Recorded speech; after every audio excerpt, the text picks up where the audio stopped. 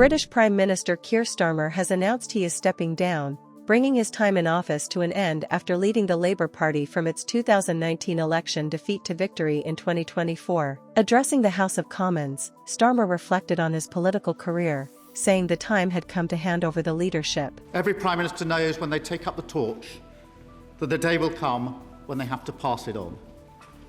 That day has come for me.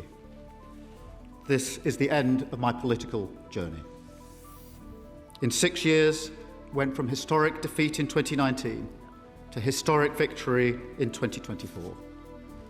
And in 2 years in government, I leave the country in better shape than I found it. Yeah. I am proud of everything that we have achieved. Starmer pledged his full backing to whoever succeeds him, saying he wanted both the Labour government and the country to continue to succeed. Mr. Speaker, I will give my wholehearted support to my successor. I want this Labour government to be a success. I want our country to be a success. I shall give my support privately if asked for, not publicly when not asked for. During his final appearance at Prime Minister's Questions, Conservative leader Kemi Badenoch paid tribute to Starmer's handling of Ukraine, recalling his decision to welcome President Volodymyr Zelensky to Downing Street after the Ukrainian leader's tense meeting at the White House. Week after week, the Prime Minister and I have clashed at this dispatch box and rarely agreed on anything. But there is one thing I did admire. When President Zelensky was attacked in the White House, the Prime Minister showed leadership and invited him to Downing Street. That was the right thing to do. Ukraine is on the front line in the battle for freedom.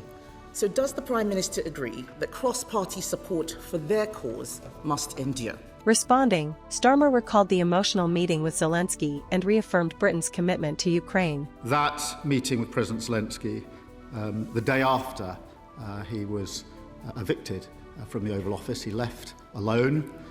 He got a plane. We got him to come to London, and I asked him to come to Downing Street straight away. And I walked out to meet him. I gave him a hug, and then I showed him what was in the street, which was many people who had come thinking that he was visiting Downing Street.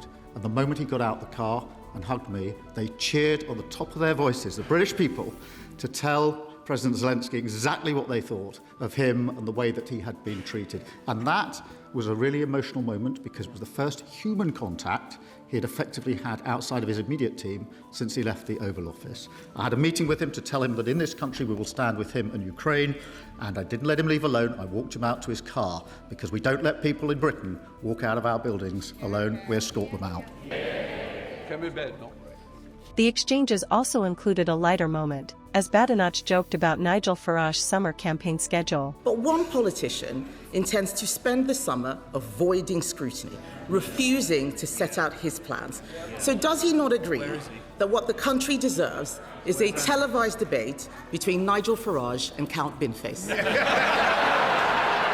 Minister.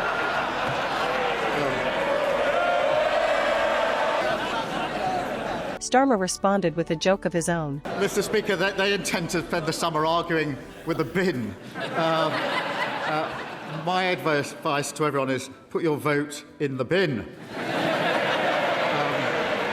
Question, Kemi Badenoch. Badenoch then ended her remarks by paying tribute to Starmer's family and thanking them for their support during his years in public office. And I know how much his wife and children mean to him, and that they are in the gallery today. As everyone here knows, our families make a huge sacrifice for our choice to enter public life.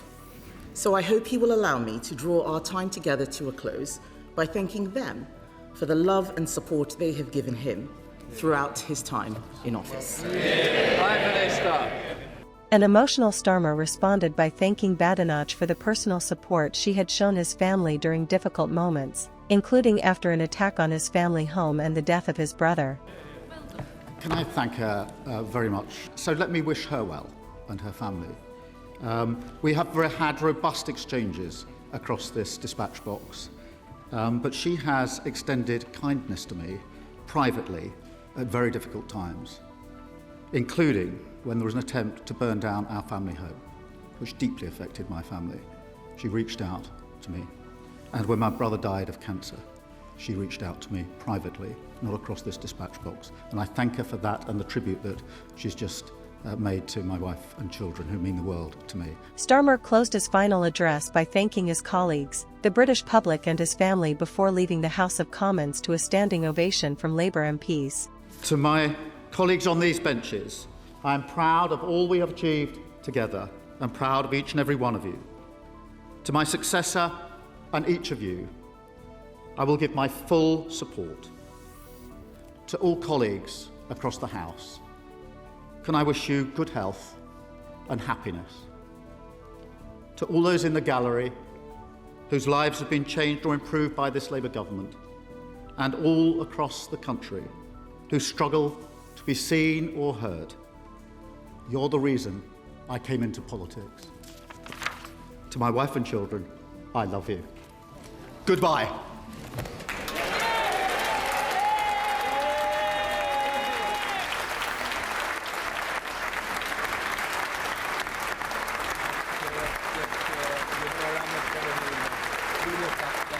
You're bringing that before. Your choice.